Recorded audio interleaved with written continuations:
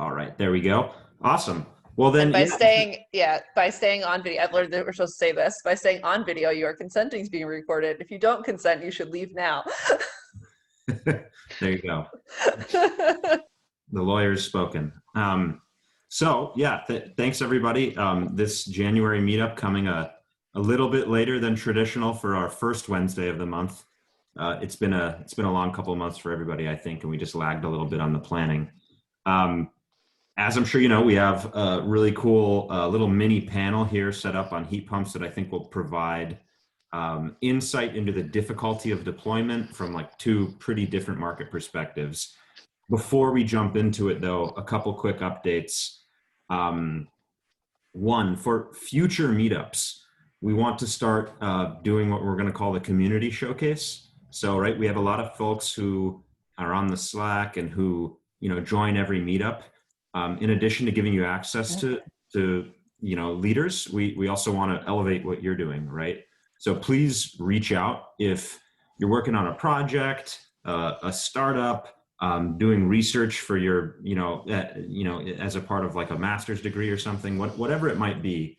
If you want 10 minutes at the beginning of a meetup to show off a little bit, please let us know. In the Slack a week back or so, I put up a little Google form you could reply with.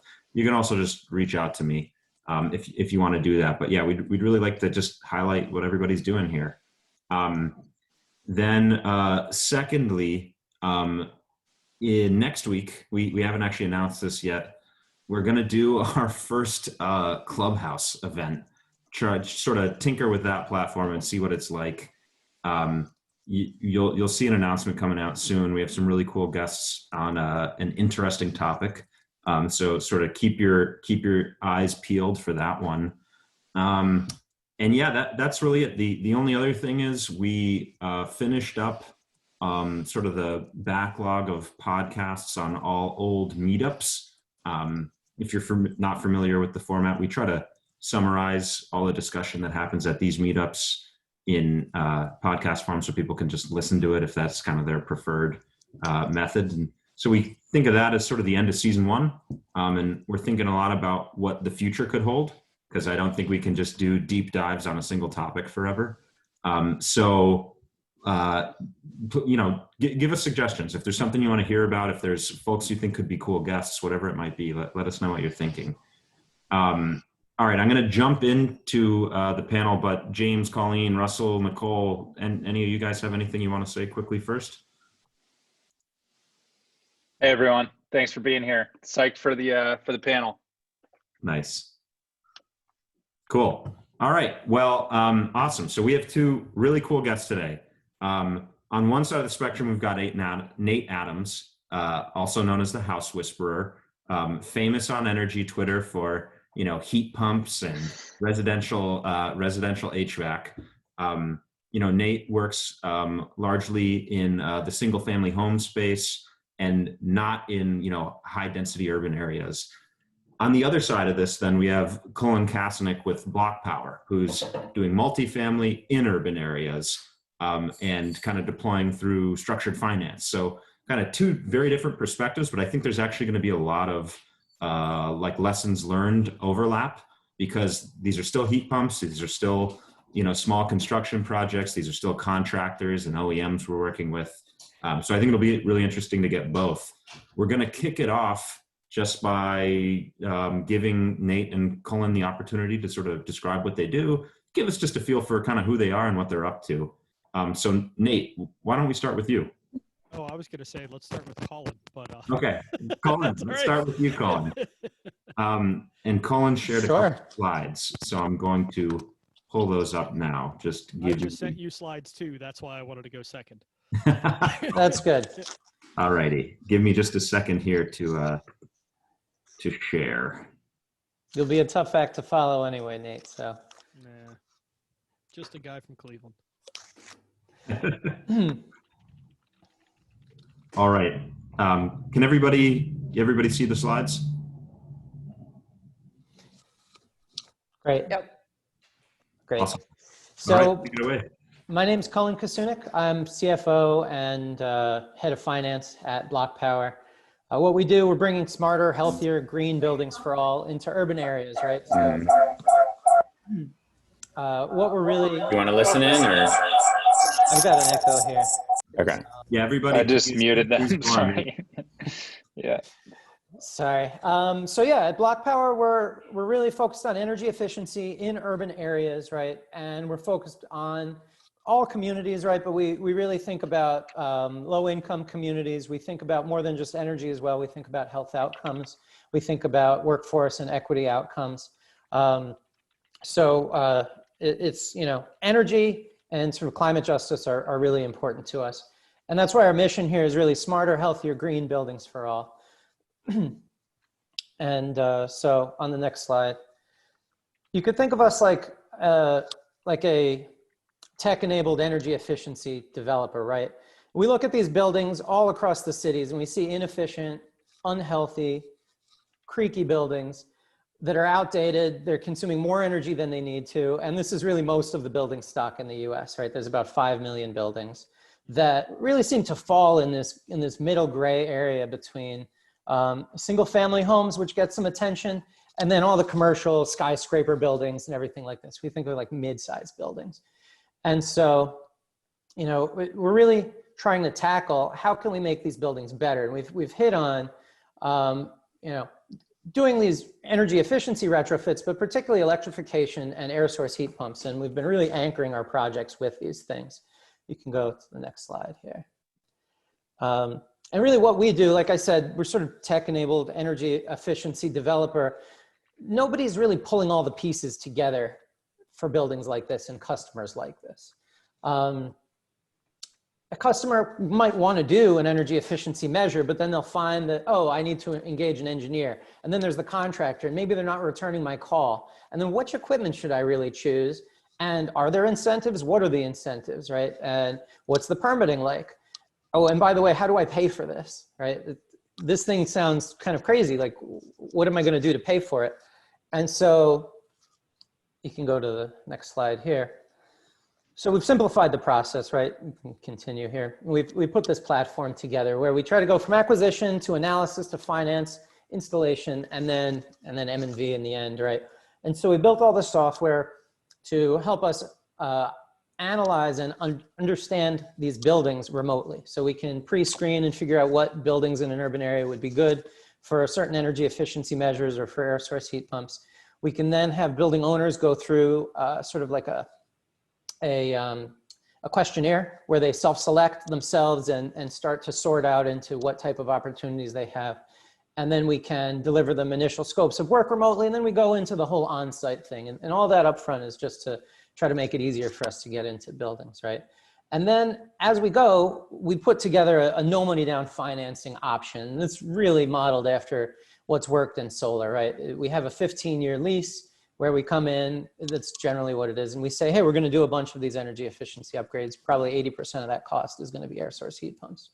And we go in, we'll put this in, we'll figure it out. We'll figure out the cost, we'll figure out the design, and we'll work with you and we'll put that in. Then we contract the installation, we get paid over time. So that's where I step in. I came and helped build this project finance part. But really what we see, it's sort of like a marketplace, and there's just a bunch of pieces and people that need to be pulled together in that marketplace, right? It's not functioning on its own right now.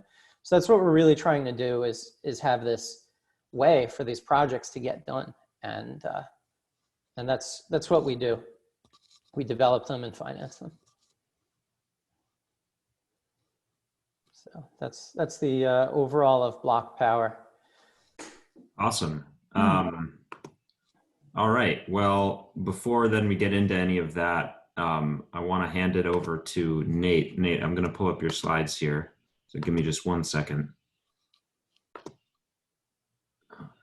I'm struck by how many common themes I heard there, Colin. You have to pull all kinds of people together that don't normally work together. It's the health and the comfort are big things that drive it. The project finance isn't that much of an issue for me or for us in 2.0 because there's usually home equity lines of credit to get some cheap money. But yeah, it's challenging. Yeah, we see that too. And that especially a lot of the larger customers we work with, sort of the portfolio owners, they come with money or they can leverage one building to do projects on another or something within their portfolio. At the same time, though, they have the question of risk, and our financing helps us allay some of those. So I think we can get into that more. That the financing isn't just, oh, I don't have the money. It's, oh, I don't know what this is. Oh, I want someone to help me take care of this. I want someone to help me maintain it and be there when it breaks, kind of thing. So, yeah, yeah, I'm sure there's a lot to it. Yeah. Any luck, Duncan? There we go. Is everybody able to see? Yep, there we go. Awesome. All right, take it away. All right, so this is the way I'd like to plant the seed in everyone's mind. So for single family residential electrification, we've spent about 10 years now trying to figure this out. And this is very much how I view the path. So it's this very narrow ridge at the top of a mountain. And if you screw up, you die. Like it's not very wide. So I'm known for being a bit on the argumentative side, and probably if I'm fighting you, it's because you don't realize that you're trying to push me off the cliff, and you're going to take yourself with me too. So we've got a pretty clear idea what it looks like, but we aren't always perfect at communicating it. So next slide though.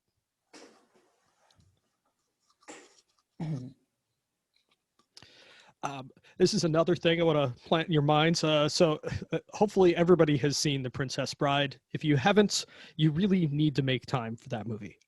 It's such a fun one. But the way we want to think about electrification for single family, this is a land war. So imagine trying to take over the US by land. Good luck. I live in a rural area. It's like 10 guns per person here. You aren't going to make it through the rural areas. You're just not.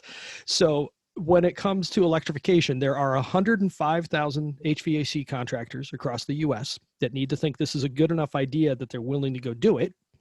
And then we have 100 million homeowners who individually have to be convinced, and a project needs to be created for them. And they're all bespoke. They're never identical. They have very strong themes, but they're never identical. So that's an important visual to have in your mind. There you go.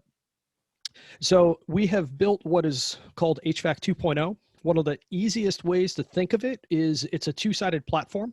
So think Airbnb, but instead of property owners and travelers, we have homeowners on one side and contractors on the other. And the kitchen table transaction is really, really important. The process is predicated on two questions. The first one being, when it's time for HVAC replacements, are there comfort problems to solve in the house? And if there aren't, you can do a free quote. You basically continue as normal. And if there are problems, you need to do some analysis through what we call a comfort consult. And the big question of the comfort consult's trying to answer is HVAC alone likely to solve the problems that client has? And so you hear me talking about the blower door test. That's a critical thing. Imagine going to look at a boat, but not being able to see if the boat leaks or not. If you buy the boat and you go put it in the water, you're in trouble. There's all kinds of things that are wrong there. So you need to test that first. But what we needed to do was create a business model where this works. So the HVAC contractors that we're working with, they're seeing really high closing ratios. They're seeing very high tickets, like 60% bumps in their tickets. And they're getting happier customers, and they're spending less time doing the work. And then they're also having much better luck when it comes to warranty reserve, so callbacks after the fact. So this is built to do all of that. So this is the simplified version. So note, if HVAC is unlikely to solve the problem, so if the answer is no, there's the comprehensive planning process, and that is creating a pretty advanced retrofit that we cut our teeth on. But when we figured out how to do that, we were like, crap, this is only going to be a couple % of the market. We have a really good intensive care unit, but we don't have a hospital or a clinic attached to it. So in working with HVAC contractors, now we have the hospital and the clinic. and they're loving life. They like to fix problems. That's what they do. So we let them fix the entire house, not just the box in the basement. And then last slide. And just so you all know, we've been chewing this through forever. So this is the full process. And you all are from New York, so you will appreciate a subway map. It is a very complicated, multi-pronged thing. So this was the easiest way we could figure out how to visualize it. To be fair, it looks like it's from London, but fair. That's fine. I've been on the tube too. That's a great system as well. So that's the intro, and we're shoestringing what we're doing, but we have been building a tribe mainly amongst Facebook groups, which has been just a blast. I mean, if you want people that have a good sense of humor, contractors are those people. So be ready to take some hits and fight back. Awesome. And Nate, maybe I'm just going to jump back up one. So if these are kind of the three destinations, mm-hmm. Is there one that the bulk of customers you're aiming to work with end up in? I mean, it sounded like comprehensive project is the small percentage. What about the other two? So it's looking like it's probably going to go something along the lines of 70% free quote. I think that will come down to probably more like 50-50 over time.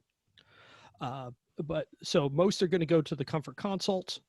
And then once you go to the comfort consult and you get a blower door test and you have a good load calculation and your HVAC contractor knows things you want to fix, they're much more likely to be able to put a replacement together that's likely to at a minimum blunt those problems and at a maximum solve them. And we also give homeowners an idea of the odds of solving problems. So if we think something's 20 or 30% odds, we'll tell them like, yeah, we'll take your money, but if it doesn't work, don't look at me. This isn't my problem. If you want it to work, we'll give you a path to a very likely solution, but you're probably going to have to pay for diagnostics and planning to get there. Awesome. All right. Well, and then, maybe one thing I think would help everyone just kind of frame this and understand what we're really looking at here. And this is a question for both of you, Nate and Cullen. Like, what does a typical project really look like? Even from just the heat pump perspective, you hear about mini splits, you hear about, and if everybody could go on mute, it's just there's an echo from somebody. You hear about mini splits, you hear about air source heat pumps, ground source heat pumps. Nate and I, you were chatting about the Sandin. Is that the brand? Yeah. That it produces hot water rather than it being more of like a DX type thing. So can you just talk to us about like what is this stuff? What is most commonly deployed? Well, I guess I'll go first and then Cullen can go. Yep. So as far as technologies, there's two basics. You've got your standard heat pumps that are known as unitary. It's basically just like an air conditioner that you'd see in a basement, or it looks like a furnace. Actually, it just doesn't burn anything. In our market, that's the primary thing we're doing because we're pulling furnaces out and we're putting unitary heat pumps in. Now, the other main variety is called a mini split, which rather than being like up and down for the outdoor unit, it has a fan that blows sideways. And you've surely seen them, like Asia and the EU have them everywhere. They're less common here, but they're getting more common. And then there are ducted versions of those and then ductless versions of those. And most of our work is the unitary variety. So that unitary variety you mentioned, that's basically a situation, right, where a customer has a gas or oil furnace that's combusting something, say in the basement, blowing that hot air through ducting system to go throughout the home. And you're basically just swapping out that furnace using all the same ducting infrastructure.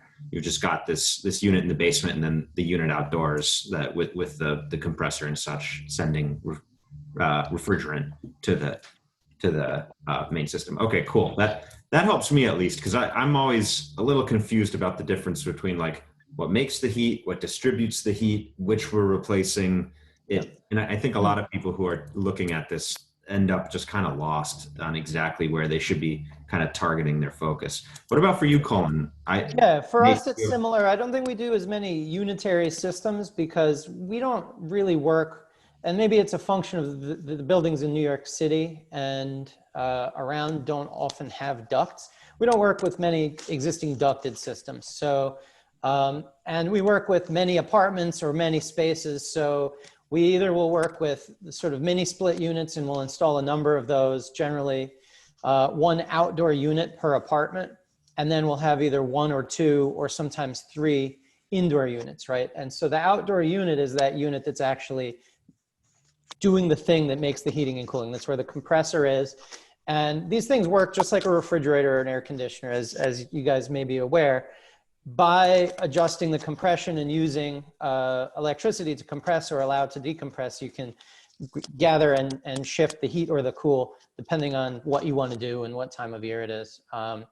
And so that compressor always has to sit outside because it needs to dump whatever is from the inside out or from the outside in.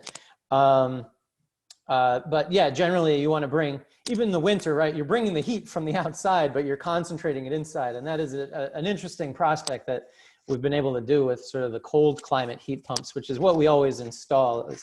A lot of heat pumps, I believe, were installed in the South over the past 20 years, but you don't hear a lot about them because, well, I'm not 100% certain why, but I think because the energy impact of them is not huge. You don't do a lot of heating down there, and you know it's the primary cooling load. But as these cold climate heat pumps became available, and I believe they work down to -17 degrees Fahrenheit, very, very cold. You know, you lose some efficiency as you get into the very cold realms, but they work down that low. And Nate, I'm sure you have more specifics on this, but that's what we're installing. And then we also work with something called VRF, or variable refrigerant flow, which is an interesting centralized system that you can install. And here you can install one, or sometimes we'll install a couple for a building.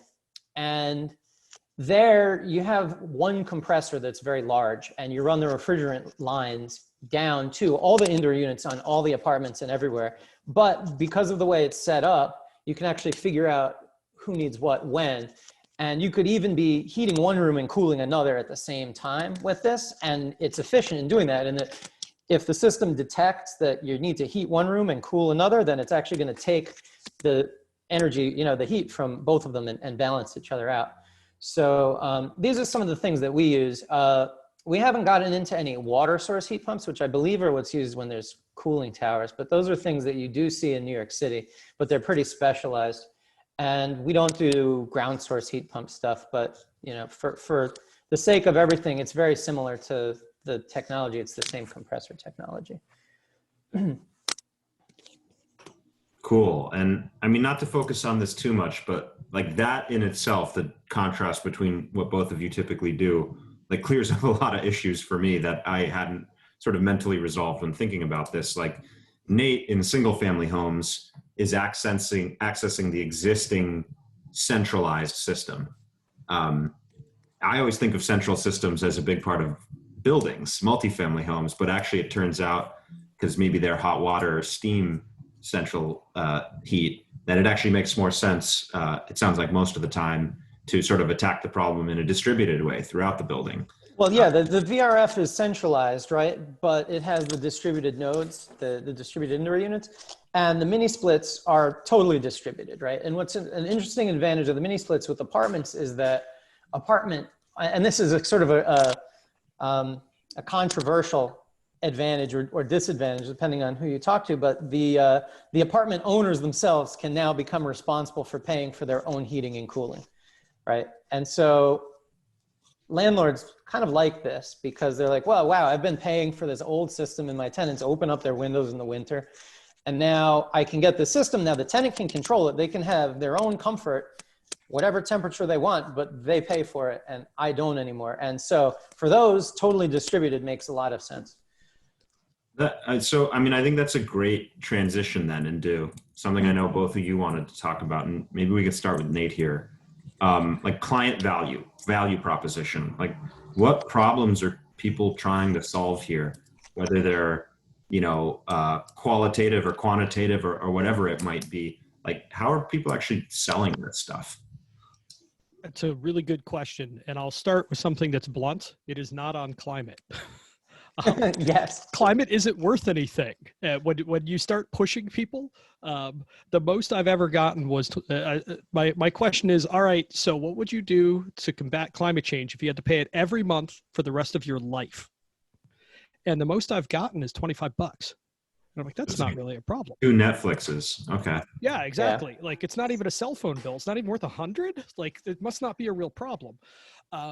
So we solve first world problems usually, which is, my son's room is too cold.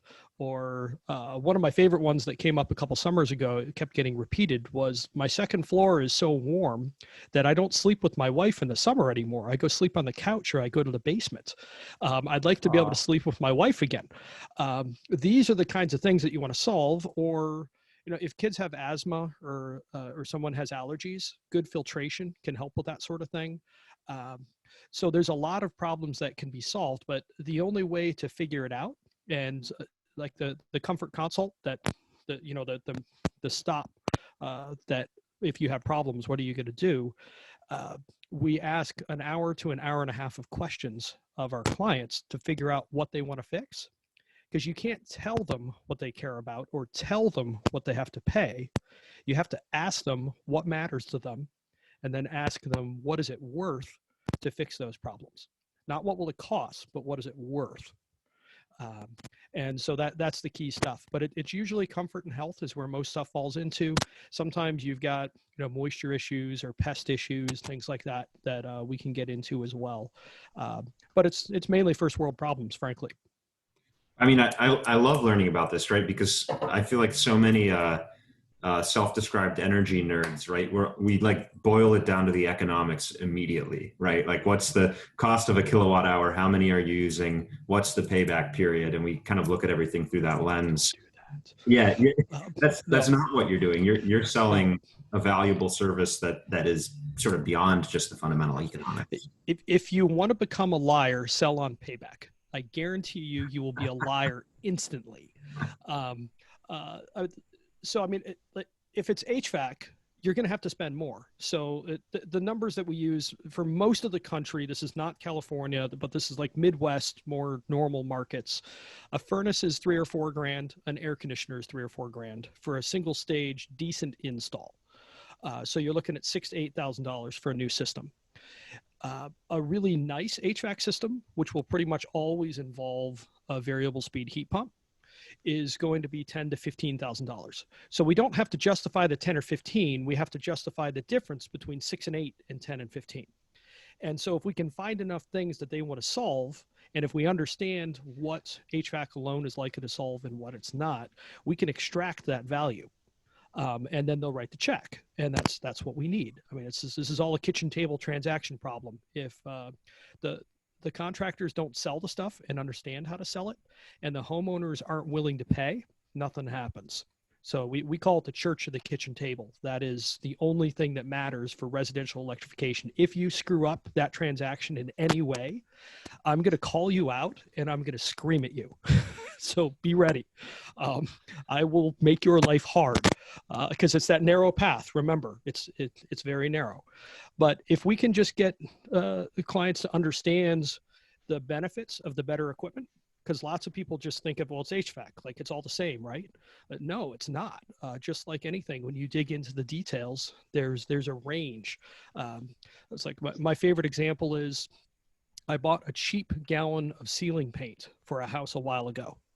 I was only trying to take it from being shiny to being flat. 2 coats in, I could still see the shiny, and I was out of paint, and I had to go buy another gallon, and I had to paint that 3 times what should have been a 1-coat job. Now I buy $40 gallons of paint. I don't buy $10 gallons of paint. So in HVAC, there's multiple types. So if you can help people understand what the differences are, and then connect the dots to what it can help them with in their house, and then connect the dots to what it's worth for them to pay. If it's less than that, you've got a sale, it's gone. And heat pumps that put out just as much heat or cool as the house needs at any given moment at any time of the year gives you much better comfort because it keeps all of the surfaces and materials in the house very close to what the thermostat says. And if you have an oversized piece of equipment, it rams the temperature up quickly and then it falls and up and down and up and down, and it's not comfortable. I mean, imagine driving a car where you're either flooring it or you're letting off. Like it's an on-off switch. You don't have a gas pedal. That's the kind of thing that we're helping people understand. And once they get that and they connect the dots, we're selling a bunch of high-end equipment, and our guys are loving it because they get to sell the cool stuff. Awesome. So this is an upgrade type of value proposition, not a like we're going to try to save you a little money and hopefully it pencils over time, but we're solving problems that you experience in your home. Cool. And then I'll chime in here too. And for us, it still is a bit more of an economic sale, right? Because in a multifamily situation or a commercial building or you know, we do a lot of houses of worship as well, right? So a house of worship or a community center, school, something like that. You know, you can make the case for comfort in a school. You can make the case for comfort if you're doing a co-op, right? And the co-op board has to evaluate everything. And then they say, oh yeah, this is going to be more comfortable for all of us. That's great. But a lot of times it's really like, okay, so this is to save me money, right? So why do we want to do this? So what we do get though, because it is a replacement to a piece of capital equipment, it's not the easiest thing to come in and say, hey, guess what? You bought a car 5 years ago. Why don't you just throw your car away? We're going to give you a new car, and it's going to, and the fuel savings are going to pay for that brand new car. That's kind of crazy. Like, you don't buy a car to save money. You buy a car to get somewhere, just like you buy an HVAC system to heat and cool your house because you need this, right? So we really, when we look at value though, with customers, we look at several things, right? First of all, we look at the energy savings, of course, right? You might've been spending a lot for oil before. We love taking people off of oil because, yeah, maybe oil is cheap now, but it's not always cheap, and it can be very, very costly, and oil systems can be very inefficient. So maybe you're spending a lot on oil. Great. Now you're going to get to move to electric. We want to optimize your electric rate. But also, you probably were spending a lot of money on the O&M for, you know, the operations and maintenance on your old oil boiler, your old natural gas system. So we can knock that out too. That becomes part of the savings. And then kind of getting to what Nate was saying about, hey, we're not talking about $15,000. We're talking about the delta between $8,000 and $15,000, right? We're trying to express that you will already need to purchase a system at some point for something, right? So you can stay on fossil fuels for the next 15 or 20 years and be part of the problem. Not that, as Nate mentioned, that it's like that people have the ability to tangibly care, but you can stay on that, or you can move to this and get a higher quality system that will perform well for you, right? And so that's really what we do, is it's like, oh, this is the avoided cost of boiler replacement. This is the O&M cost. This is your savings.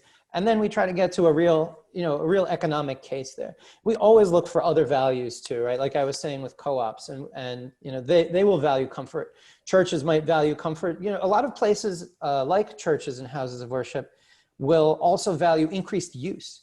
Some places, they just don't have heating or cooling, and now we can bring them that in a cost-effective way, right? There was a house of worship we worked at where they had no cooling and they couldn't book out their facility for weddings. Well, not that matters right now with COVID, but when we started with them and when we built this with them, this was a really big thing. Is they're like, you know, we can get $5,000 to $10,000 per event that we can do, and now we're going to have cooling, and guess what? It's going to come right in with our existing system.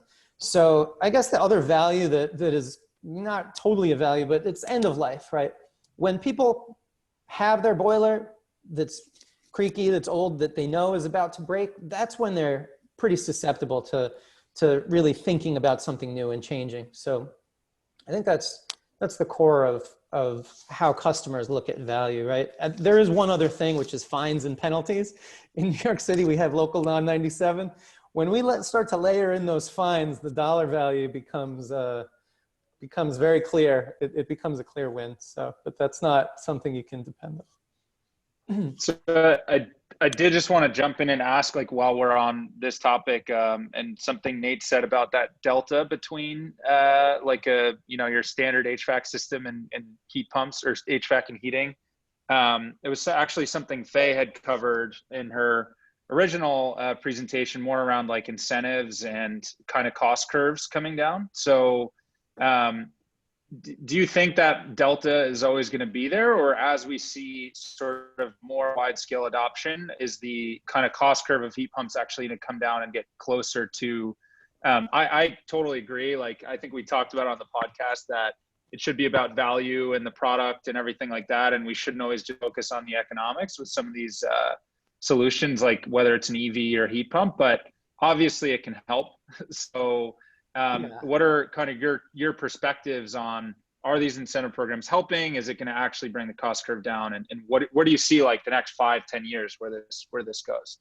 I can respond on my thoughts on this quickly, and then I'll let Nate go, and then maybe I could provide more if anything comes up. I do see the cost of these going down, and I think we all can speculate on what will happen to fossil fuel prices, which I believe will go up.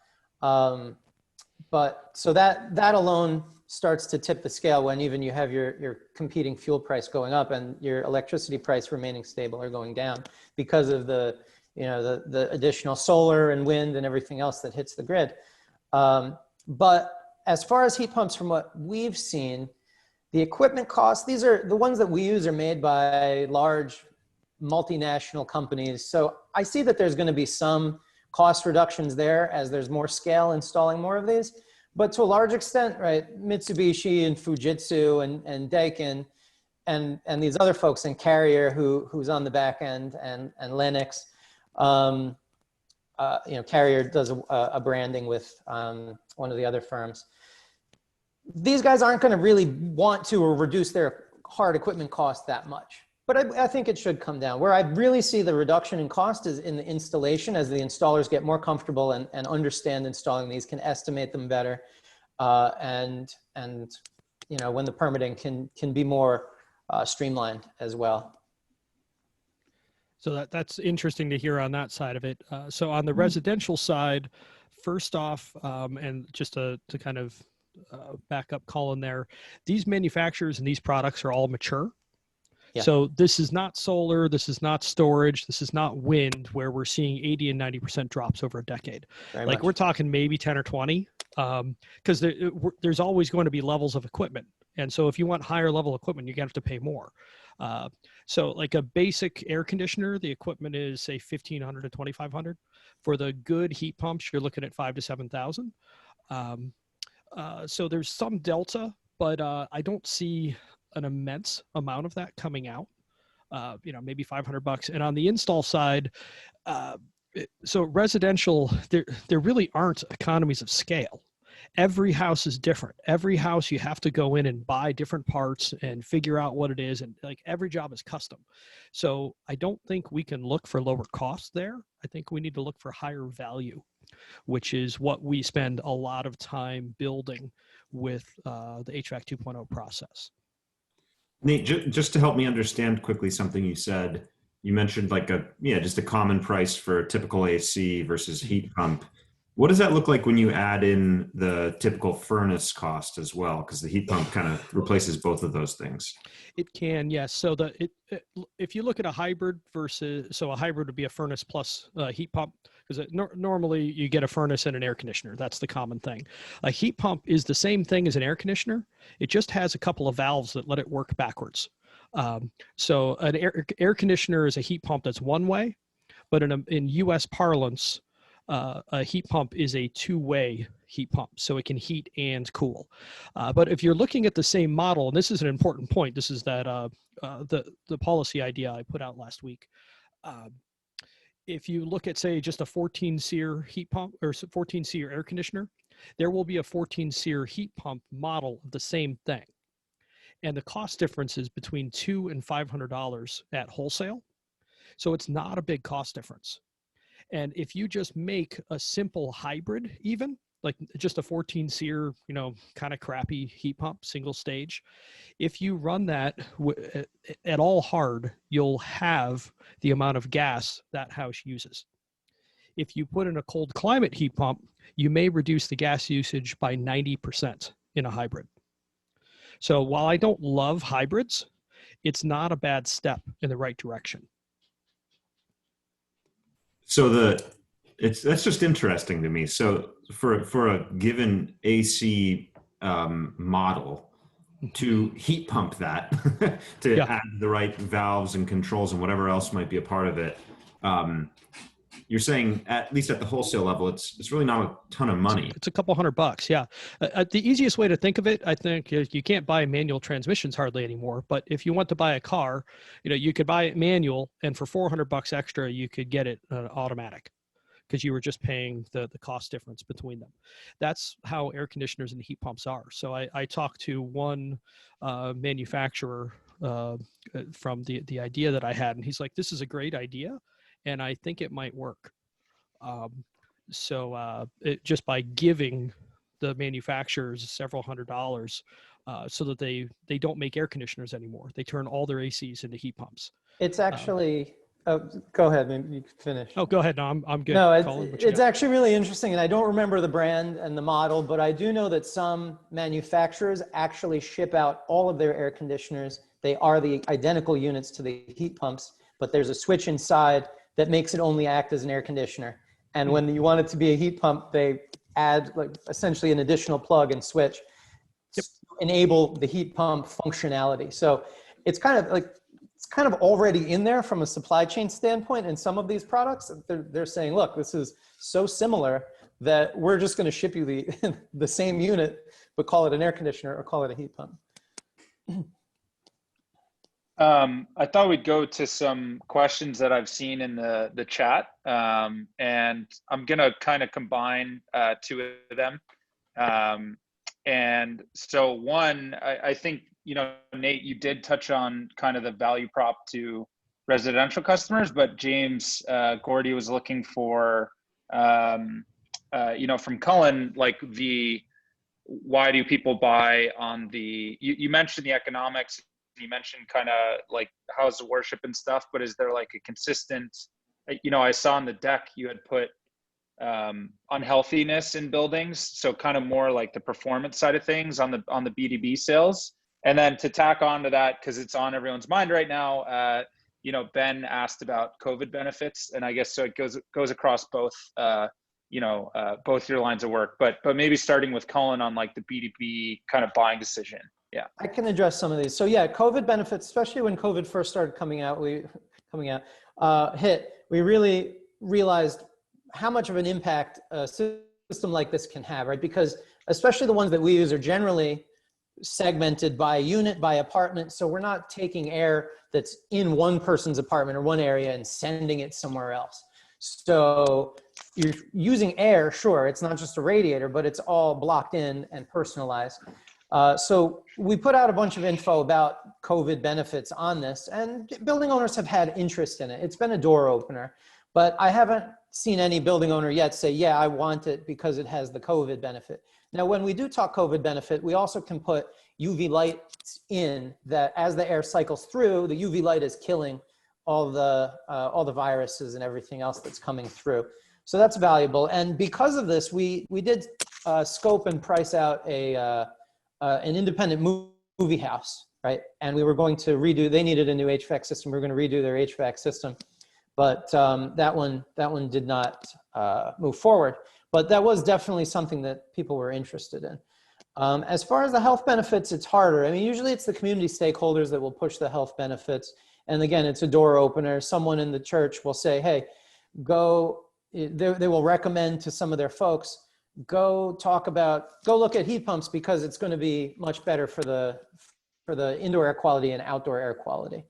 I think that's more of a driver from the policy side, right? And there are incentives that we've looked at, some in fact that are supported by health insurance companies for reduced asthma and improved health effects in a building, where they would say, look, a year down the line, if you can prove that in this 100-unit building that there's less asthma attacks occurring after you did this thing, then you get whatever, $1,000 per apartment or something. So, you know, that's a thought too, but yeah. So I'll address that and probably just give a short class here. So a friend of mine, Caleb Salibi, he coined the phrase the holy trinity of air quality, which are filtration on one corner, humidity control, both dehumidification and humidification, and then fresh air. So bringing in outside air. Mm-hmm. So filtration, fresh air, humidity control. So that's something that we build into the systems and we train on, and we also train the homeowners on this. And we created a little system. We kind of jokingly call it badass HVAC, because we had something that got nicknamed a bad. Like, okay, well, let's make it badass because it's contractors I'm talking to. So you know, you can have some fun. For homeowners, we call it nearly perfect HVAC, but there definitely are benefits that you can have for just health in general. You want to run as much air through the filter of the house as you can, and you want to have a good enough filter that'll knock out viral particles, and then you want to bring in enough outside air to help dilute anything that might be there. And so this is it's funny how I end up being friends with all kinds of people. So Dr. Shelley Miller, University of Colorado Boulder, they recommend at least 3 ACH air changes per hour in the house. So filtering the air that's going through. For commercial spaces, it's more like 6. And what you're really trying to do is hold carbon dioxide levels down. So if you can hold the CO2 levels under 800 parts per million, or if you really can, under 600, you aren't rebreathing that high of a percentage of the air. So the systems that we put in have at least some capability there, but residentially getting beyond 3 air changes per hour in the house is almost impossible. But it's different in residential than it is commercial, because commercial, like if you have a classroom, you're going to have 25 people in one room, where in a house, you're going to have 2 to 6. So it's not quite as important. I don't know if that helps. And it's not a big driver. Like, I don't know. I joke it's the Rhett Butler response from most people. Quite frankly, my dear, I don't give a damn. So that's usually about where it is. Like, or it's like, well, that's cool. If you give it to them, that's part of the system, they're happy. But if they need to pay $2,000 extra to have COVID benefits, nah, I don't think you're going to sell it. So just there's a great question from Leslie in here that I want to get to, but just to like maybe end that conversation loop is like, on the overall performance side of things, like if I'm standing in a you know a home with a heat pump, will I like kind of notice the air quality being better, or like how or it's just like humidity control, like in your day-to-day, or more control over you know, the individual rooms or whatever it may be? Is that you have to measure like that. There's a bunch of air quality monitors. I don't know if you can see it, but behind me right here on my shelf, I have about a dozen air quality monitors. So I've been into these for a long time. They help you understand what's going on. So you can prove that, but you can't always feel it. And as far as comfort goes, that's where you need to know if the building is leaky or not. Because if it's leaky, you can't HVAC problems away. It's like that boat with the big holes in it. It's like you can't just keep putting bilge pumps in and make this boat okay. You need to fix the leaks before it's a good boat. So you have to understand that first. And if you have good control over the shell and you're putting out just gentle amounts of heating or cooling, which a variable speed heat pump can do, you can match what the house needs all the time. If you can do that, the house will be really comfortable. So the first one that we did, we weren't even done with the shell work yet. And it was a 1918 house in Cleveland. And I walked in and I'm like, this is the most comfortable building I have ever been in by an order of magnitude. That's like, you know, you're just like, I'm going to take my coat off and I am comfy. And that Nice. was shocking to experience. It's not always that big of a difference. Although one of our clients, I thought it was funny. He's like, Nate, I'm ruined. I don't want to go anywhere anymore because everywhere I go, I notice how uncomfortable the buildings are. And my house is just dead even everywhere all the time. Nice. Yeah, That's awesome. a large percentage of the people in this meetup are based in New York City and have just no idea what you're talking about home company. That's a very foreign concept. So I know one thing you guys wanted to get into, and also there were various questions like from Leslie and others on this, is like marketing, not just with customers, but with like the value chain, with contractors. And like, it seems like there's a lot of stakeholders in this. And like, how do you actually engage with everybody when they need to hear like multiple different messages to get all this right? Particularly like in the contractors and other like partners that have to really want to be on board with this stuff. Yeah, Cullen, like you why go do they first. want to do it? Yeah. Why do they get on board, not just the customer? Cullen, do you want to go first? Oh, you're on mute. Oh, Sorry. you're muted. Well, I take it back. I'll go first then. So for contractors, it's a business model thing. I thought I unmuted. Sorry. Yeah, please go ahead. It's all good. We all have technical difficulties. Welcome to Zoom. But for contractors, we just ask them what they're looking for, and they hate callbacks because those are expensive. Most HVAC companies were started by a technician who was like, screw this, I'm not going to work for my boss anymore, I'm going to do this myself. And sometimes they stay small and sometimes they get bigger, but fundamentally most of them are good mechanics. They are not good salespeople. Mm-hmm. So we give them a way to sell, but it doesn't require selling. If ever using HVAC 2.0 you feel like you're selling, you're doing it wrong. All you're doing is educating people and then saying, here's your options. You can do this or you can do this. Here's the pros and cons of each. Here's the price of each. What do you want? And so they're really enjoying that. And so like I mentioned earlier, they're warranty reserved. They don't have to use as much of anymore because they aren't getting all these callbacks and having to wear people down by making changes they aren't actually making and be like, call me in a week if it doesn't change anything. And if they're selling interesting projects without a lot of difficulty, they're loving their lives. So you're making their lives better. They're able to sell more in less time with higher quality of life for both them and the homeowner. All they have to do is send out some free materials before they go on a quote. Like it's not that hard.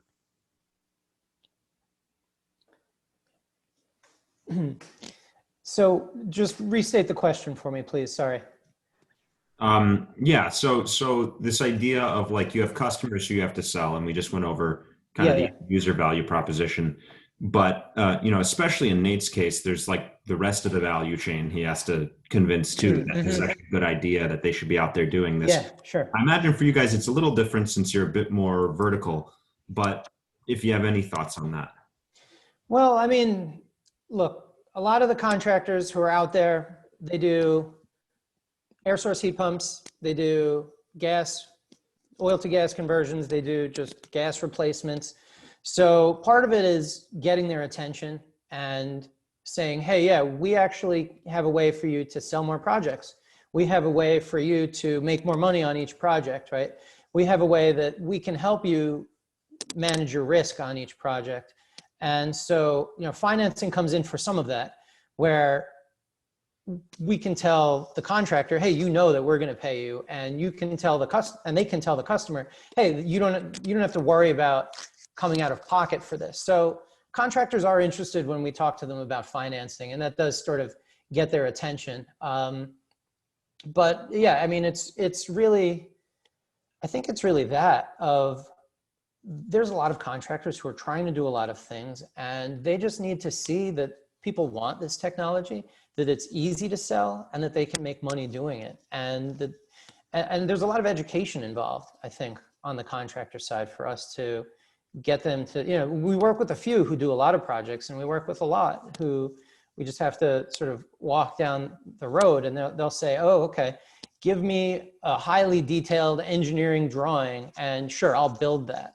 But you can't do that all the time. There's a point where contractor, they don't get that when they do a gas install, and so they need to come in and understand and do it. And so I think that's education. I think coming off of that, Colin, a lot of what we've come to think of is you need to give someone something that looks familiar to them with a twist. Yes.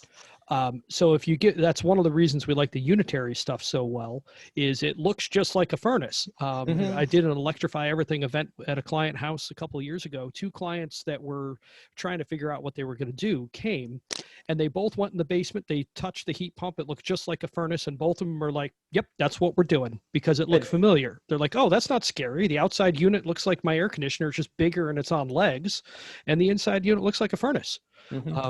Okay, bada bing, bada boom, and they're both running right now. Nate, that gets That's awesome. actually into something I think we were really interested in learning about too, which is like, we talked about value prop, we've talked about your partners. Like, what does marketing look like? Like, how do you, I think the residential solar space has like been down every marketing path imaginable, and most without a lot of success. What does it look like here? Like, how do you actually like tell people about this before you even get to the kitchen table sale? So we look at this, we're trying to steal Elon Musk's playbook because Tesla doesn't advertise.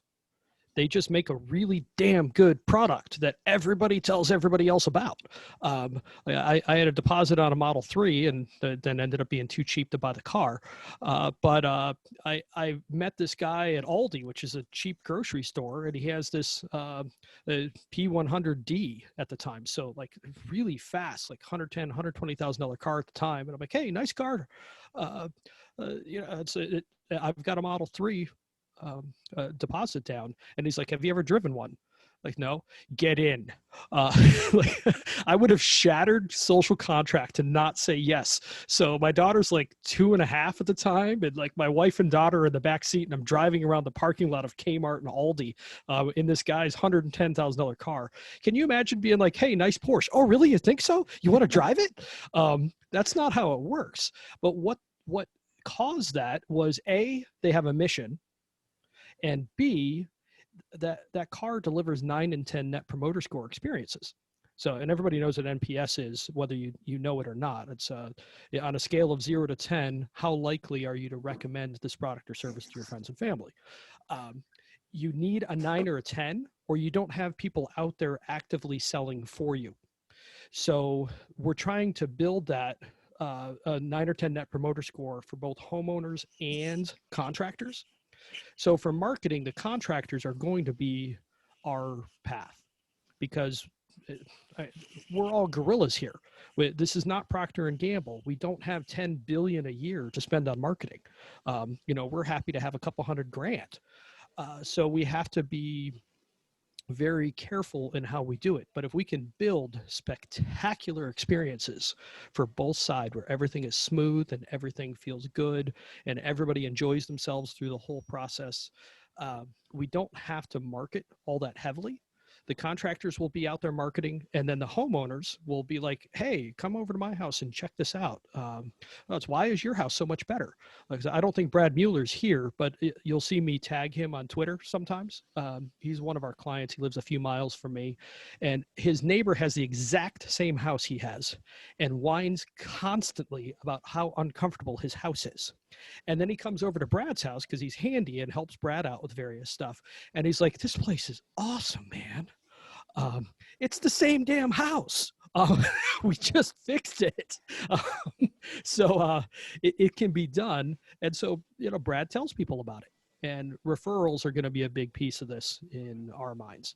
So you're saying, just like there are Tesla influencers on YouTube, that we're going to have HVAC 2.0 influencers singing the praises of heat pumps. As funny as that is, yes. I'm that's down. what's coming. I think Awesome. so. We need a slick brand, right? The industry needs a slick brand, and but even in absent of that, I think you're right, and I can't echo this more. Referrals and relationships are what sells primarily, right? Like, the first projects we sold were from folks who we did other energy efficiency projects with, so that they knew the kind of things that we would come in and do, right? So that was just the tip to get in. And some of those folks, right, who we've done projects with have come back and done more heat pump projects with us, because 3 months later they've said, hey, this is good. Hey, why don't you go to this other building? You know, our church says, hey, why don't you go, you did the church, why don't you do the rectory? Because they feel it and they see it. And then those are the folks who come in and they're showing it to people and they're saying, hey, and that's kind of why we do like the community centers and the houses of worship, because you have people coming through there and you have the community seeing these things. And they get to touch and feel it without having to have it themselves and come out of pocket and take the risk and figure it all out. So, you know, we think that's really good, right? It's the word of mouth, it's the touching, and it's the visiting. And beyond that, though, I mean, we think that's always going to be a valuable source for marketing. And I think my numbers are outdated on this, but this was always Solar City's lowest customer acquisition cost channel, right?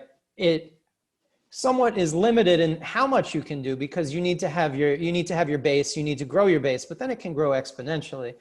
You know, so what we're doing, we actually do marketing to building owners really because we've been able to build this targeting system, right? So we know what buildings will be good based on the size of the building, the age of the building, the type of construction, a whole lot of other factors we bring in, and we have statistical model that says, hey, these are good ones, these are not. So with that, we're able to do marketing, and it has been effective, right? So trying to prime the pump with call centers and web marketing and all the traditional stuff that you might try to do to market anything. It's good, but it's costly. But the market, you know, especially for buildings of our size, is still young enough that we need more of those reference customers. We always need more of those reference customers who can then make connections to other reference customers. And I think that's the only way to do it. You know, generally marketing on these types of things, even for building owners rather than homeowners, and maybe more so, needs to be low tech, right? A billboard or an ad in a local newspaper or a landlord journal will go much further than too much Google AdWords or a Facebook post or something like this, because a lot of these folks who own the buildings are older, and maybe they're using tech less. Maybe they're using Facebook more now. So maybe that's, you know, maybe that's not quite as appropriate as it used to be. But the lower tech interpersonal marketing is the strongest, I believe. Yep. And so how we're doing our outreach right now, and it's worked really nicely, is I play around on Facebook groups for HVAC contractors, and we start fights, we help each other, we beat up on each other, we make fun of each other. You know, we generally have a good time, and we've built enough of a tribe now. Well, Abby's on, he watches the group. Like the core tribe is getting tight enough that if somebody says something somewhere, they will descend like piranhas on that person and just take them apart and move them.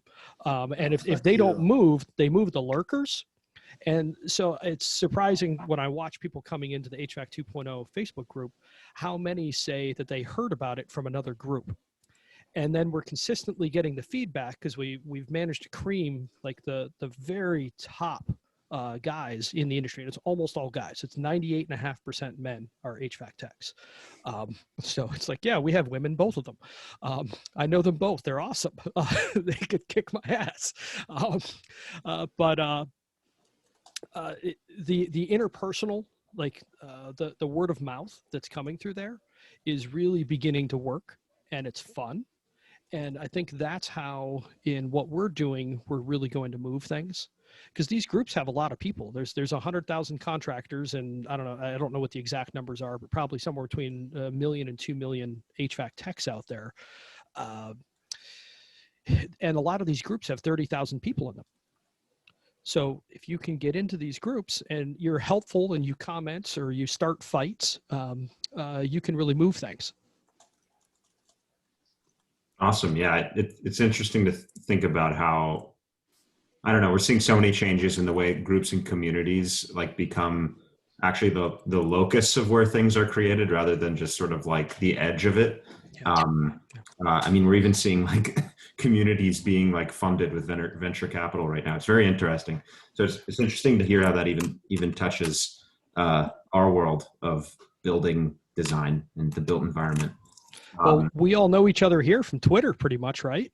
Yeah, I mean, and that's what this community is. It's basically like weird growth off the back of Twitter. Mhm.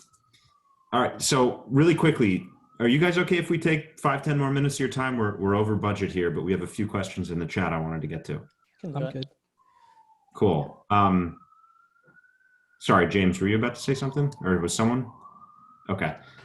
So I think then, you know, this has been mentioned in the chat, and also Nate, this is something we talked about on email. Like, how does all this play into property value, right? So in addition to, you know, whatever the economic value proposition is, like savings or something, if any, and then the big part for you, which sounds to be, you know, comfort and these other values, like what does this do to people's houses, right? If they want to sell their house in 5 years, like, is this a good thing for them? And likewise for Cullen, like does the sort of urban building market care that you have good HVAC? You go first, Colin. Yeah, I can jump on this. Does the urban building market care that you have good HVAC right now? No, not really. Should they? Yes. Why should they? Because of a couple of reasons. One, tenant satisfaction, right? Tenants can control their own heating and cooling. They are more comfortable, despite the fact that landlords aren't really ready to jump up and put the money up on paying for the new system, right? And paying any type of premium, should there be one. Tenant satisfaction means lower turnover. Lower turnover means more money in the pocket of the landlord, right? It's a better investment in the property. Number two is lower operating costs, right? Whenever an apartment building sells, at least one of significant size, it's sold based on net operating income using what's called a cap rate, right? So you look at the building and you'll say, oh yeah, my building is at a 0.05 cap rate or a 0.1 cap rate, right? So essentially the higher the cap rate, the more you're valuing the cash flows. The lower the cap rate, the more it's sort of speculative. But whatever it is, if the market, right, in New York City, for example, some large, very, very large buildings were selling it at a 5% cap rate, right? And so if you can come to someone and say, hey, buy my building, you can get a 6% cap rate, right? Then, oh, wow, now the building price is worth more.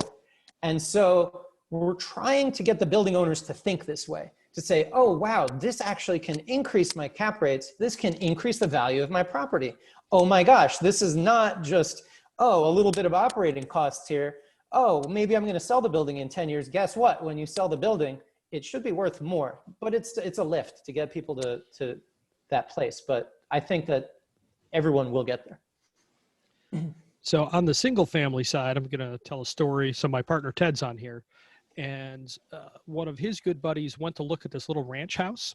And because he knows Ted and I, he's like, can I see your energy bills, before he even made an offer on the house? And it's this little 1,200 square foot ranch that costs $400 a month to operate. You know, US average is right about $200 a month for utility bills. So this is a small house that is double the average. There's a problem there, and that house should actually be worth less because of it.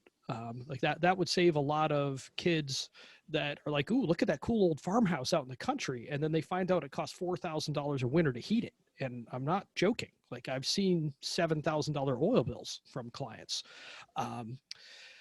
So if you could see that sort of thing coming and it could actually be valued, I mean, what do banks lend against? They lend against cash flows. How much are you going to make? I mean, you go in and you get pre-qualified. You have a number stamped on your forehead based on your W-2. You're not going to get drastically different answers from different banks of what you can pre-qualify for. So if we could actually value what the difference is, and it's versus the average, it doesn't matter like where a house is to where it was. Like you aren't comparing itself. Like, you know, if my mile time drops a minute, but it's still 9 minutes, I'm still slow. But what is my mile time versus the average? And that's what we need to be able to see, but we need enough data to do that sort of thing. And that's actually one of many things underneath the hood we're doing with HVAC 2.0. HVAC 2.0 under the hood is an efficiency program. So that will surprise a lot of people, but we have had major issues with efficiency programs for a long time. So we just made one that's completely market-based. So we'll have all kinds of data moving forward, and hopefully we can actually move to where utility costs and utility usage are part of how houses are valued. I mean, we already have taxes and insurance in there. Let's add energy. That's interesting. I think Cullen and James probably know this. I know New York has been, I think, contemplating some kind of like letter score or something like that. Yes. Oh, they have it. It's up. Scores Yeah. in effect, yeah. Is it based on actual usage? There's a benchmark that's set for how much a building should produce, and then they give you a letter score. Well, they give you a letter score based on your peers, and I think the benchmark is also peer set. And I believe that this was something that it goes back to the local law 84 and local law 87, these two big initiatives in New York City where all buildings over 25,000 square feet need to do some sort of benchmarking, and then all buildings over 100,000 square feet, I think, have to do deep audits, right? Like full scale audits. So all this over the years has given, wow. all this over the years has Very given fine. a background And to just the right figure size. this out. Hey, Kevin, could you go on mute? Thanks. I think it's a good comment, though. They are the right sizes, I think. I would push them down even a little further, below 25,000 square feet. And I would also say that this is the same thing that people have looked at, and in previous jobs and previous lives, I have looked at working with lenders to add green value into things. And this comes from solar, this comes from energy efficiency. And Fannie Mae, Freddie Mac are working on building this in. And I think Fannie Mae has some characteristic that they do start to bring in. And then there's other financing groups like CPC, if any of you guys are familiar with them. They are a real estate lender, and they actually have as part of their questionnaire, when a person wants to buy or renovate a multifamily building, they say, okay, what are your green initiatives, and how can we have this drop into our estimation of costs and your net operating income? So like, there are some banks that are leading the way and starting to really think about this. And I think it's very important, right? And maybe the commercial side will lead it because you can, you have more time to run that analysis, but it's super important on both sides. Super important. Single family, it would be really good to see. Yeah, I think it might help people. So I had a personal experience. The first house I bought, I was 23, and then I got laid off, and I had no money. And I got a $500 gas bill for that little 1,300 square foot house for keeping it 60 degrees. It's not like I was keeping it warm. And if I hadn't had credit at that point, I might have lost the house. And I toured a foreclosure a little while ago, and I look on the wall, I'm like, that's an electric boiler. This is, it was like a 2,500 square foot split level. And that electric boiler, I guarantee you, cost upwards of $1,000 a month in January and February. It wouldn't surprise me if that house got lost because of that electric boiler. And it probably cost $1,000 to put the electric boiler in. So it's sort of tricky that, It's cheap. Yeah. I think people to this day get tricked by the fact that you could go and buy some electric resistance baseboards for $30 or $40 each and throw them around your house. And suddenly you got heat in your house, but what you've just done is set yourself up to pay that amount all the time, all winter, every year. And so, yeah, it's to that point, Colin, my house right now has electric resistance. So we bought this place. We haven't put HVAC in yet. Yeah. And it's 1,400 square feet. I have it really tight and really high performance. It's still $300 a month to heat this in January and February. Yeah, I believe it. And I think that, you know, from our standpoint, we love when buildings have electric resistance heat, because that means we can come in, we can come in and we're like, hey guys, guess what? We're going to do a lot of good stuff for you. We're going to change your world. And so, you know, from my standpoint, I'd like to see this. Yeah. But they're Awesome. bad. So I think we're getting near time to wrap up. I saw one more question about marketing in the chat that made me think about something I heard and something you said, and it wouldn't be DER task force without throwing out a kind of crazy idea. So there is this very popular at this moment kind of direct to consumer outdoor furniture company. It's called Outer, right? And one of their main marketing initiatives is you can go on their website, you can say, I want to check one of these things out. And they don't have any showrooms, but their customers love their product so much that they actually show new customers and say, come to my house, I'll show you what my furniture is like, right? I mean, if houses and buildings are so comfortable and awesome, like, can we do something like this? And maybe you give them a $10 gift card or something too. But like, can you deputize your customers to be your top of funnel? I definitely think you could. So like I've been through one of our clients' houses a couple of times with some friends of mine, and he's totally fine letting us in. So it might be different if I wasn't coming with him, but yeah, it's, you know, you're letting some stranger inside your house who knows what's going on. But it wouldn't surprise me if something like that could happen. Or so we just went on a 3-month trip, because everybody here on Twitter probably watched us do it, and we Airbnb the house while we were gone. So you could do this to Airbnbs and do it that way as well, Yeah. potentially. Oh, make money on your advertising. Airbnb is a very interesting idea. I mean, we've seen this with other companies like Dandelion doing geothermal, where they will do house parties, right? And they have regular house parties at the latest install, right? They obviously get the permission of the person that they did the geothermal install at, but then they have a party and they say, hey, everyone in the prospect list, everyone who's interested, 10 people, like, or whatever, 10 people come over, they'll have a little party. This was pre-COVID, of course, but that I think has been one of their very successful marketing methods. You know, we would like to do this as well with larger buildings, you know, to the extent that you can get building owners to open their doors. Who knows? I mean, there is something that happens every year called Open House New York. I'd love to see some heat pump Open House New Yorks in October if that happens again this year. But yeah, it's a super idea, and one that's worth spending more time on. One other thought on that, I guess, is there's always the idea of referral fees, right? It always has been a sort of like a golden promise, but oft utilized, is that if you are the proper, you know, you have this and you tell your friends and they buy, then you get $500 or something, like something meaningful, right? And that's good, but it's also tough. Like, what are you going to do? Try to really push your customers to be your salespeople?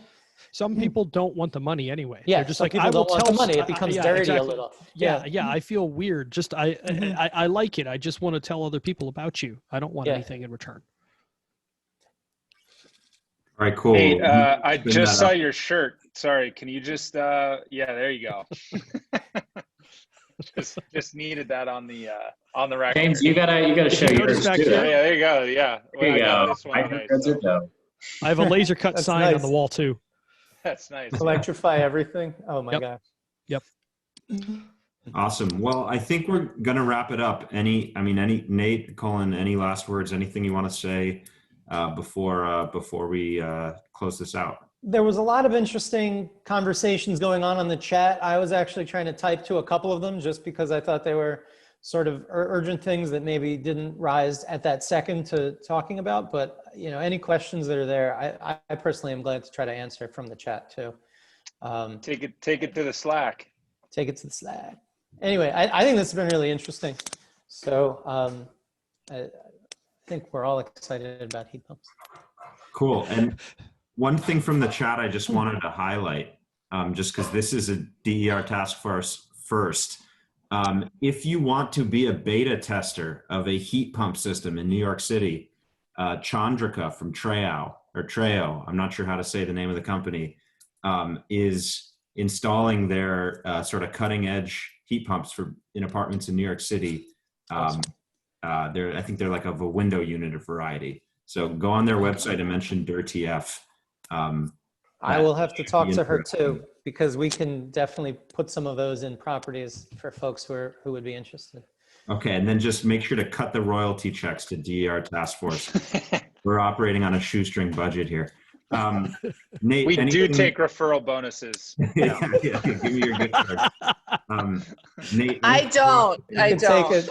Yeah, Colleen yeah. can't. Conflict of interest. I don't. James can. Nate, any last words from you? Yeah, I do have one thing I want to let everybody know about. So particularly, this is going to be single family, and I realize there's a lot of New Yorkers here, so you won't have like a regular single family house, but I'm just about to launch an Electrify Everything course. It's free. I'll have a buy me a beer link at the end. So if you find value in what we do, send us some money, but it's free to do. And it's going to walk through pretty much all the nuts and bolts that you need to know going into an electrification, short of actually going through the 2.0 process. And yes, it's going to plug 2.0 hard, and hopefully you guys might want to help us find some contractors to do it, because the network's not that big yet, but it is growing. Awesome. Yeah, get us the materials for that, and we'll market it or get it out there through our channels as well. All right, I'll email it. And if I do as much of a shameless plug as anything, if anyone knows anyone with buildings here in New York City or elsewhere that wants to figure out anything about heat pumps, we'll talk to them. Like, we're glad to talk to them. So building owners, community organizations that work with building owners, we love to talk to those folks. Great. All right. Well, thanks everybody. This has been awesome. Yeah, thanks for joining. We'll be announcing our February meetup soon, so just kind of stay tuned. And yeah, if there's any questions that didn't get answered from the chat that you had, go to our website, sign up for the Slack, get on the Slack and ask them, and you'll have an army of 200 people who want to answer them. Awesome. All right, it's 8 o'clock. It's time for me to get out of work mode. Thanks all. This is wonderful. Thanks, Good night, everybody. Thank you Thanks for coming. so much, guys. Thanks. Yeah. See ya. Bye.